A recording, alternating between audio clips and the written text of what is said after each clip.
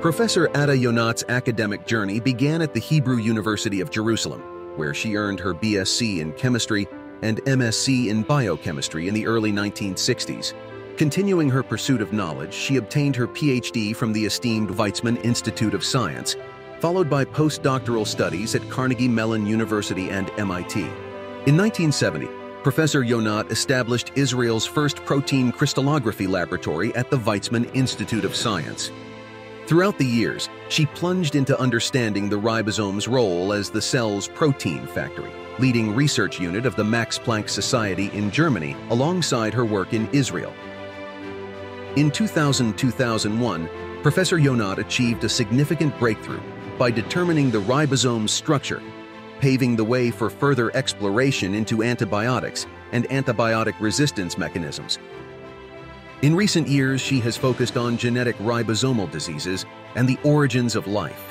Professor Yonath's contributions have been recognized globally, with memberships in prestigious academies and numerous awards, including the Nobel Prize in Chemistry in 2009.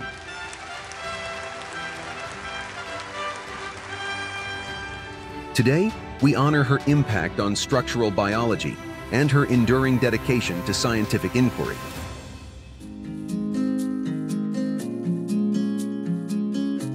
I have a lot of prizes of all types, but the most important achievement of my life are not these prizes, even not the Nobel.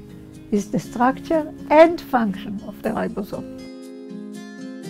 There is ribosome in every living cell, not one ribosome, many ribosomes, and all of them do the same thing, whether it's in bacteria or in elephant or in human.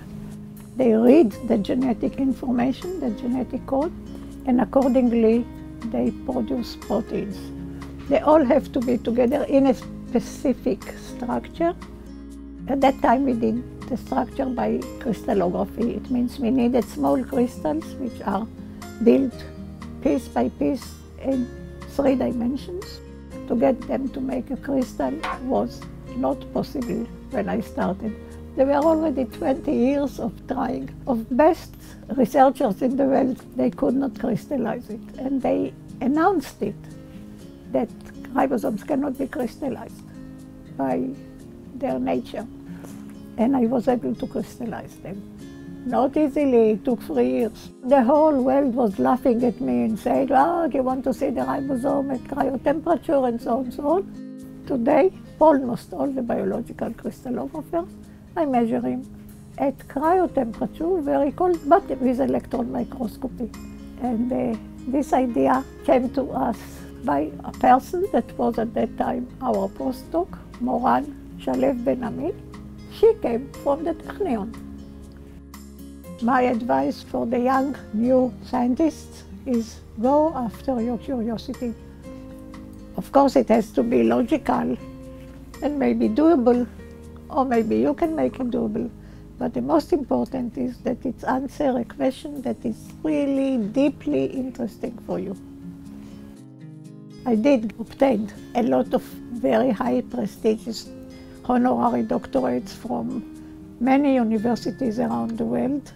But what's important for me in being honored by Israeli universities, especially the Technion, is the interactions that I have on an everyday basis with young and not so young Israeli scientists that are really interested in answering very important and crucial questions.